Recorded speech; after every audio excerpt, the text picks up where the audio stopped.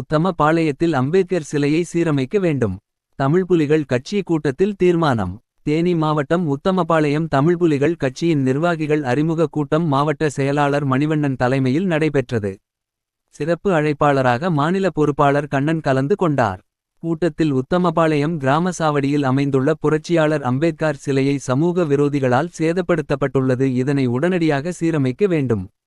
உத்தமபாளையம் கம்பம் ஆகிய பகுதிகளில் இந்து அருந்ததிய சமுதாய மக்களுக்கு அடிப்படை வசதி செய்து தர வேண்டும். சுடுகாட்டு செல்லும் பாதையை சீரமைக்க வேண்டும் உள்ளிட்ட பல்வேறு தீர்மானங்கள் நிறைவேற்றப்பட்டது. கூட்டத்தில் நிர்வாகிகள் பாண்டியன் உட்பட பலர் கலந்து கொண்டனர். உத்தமபாளையம் கிராம சாவடி பகுதியில் இருக்கிற புரட்சியாளர் அம்பேத்கர் சிலையை உடைச்சி சேதப்பட்டு அயோக்கியர்கள் உடைச்சி சேதப்படுத்திட்டாங்க. அந்த சிலையை அதே இடத்துல நிறுவ வலியுறுத்தி பல முறை பல்வேறு அமைப்பு சார்பாக நாங்கள் போராட்டம் ஆர்ப்பாட்டம் நடத்தினா அரசு செவிசாய்க்கவில்லை. மீண்டும் நாங்கள் விடுதலை சிறுத்தையும் தமிழ் புலிகள் இணைஞ்சு அந்த சிலையை நிறுவுவதற்கு பல்வேறு போராட்டங்களை கையெடுத்துக்கிட்டு இருக்கோம்.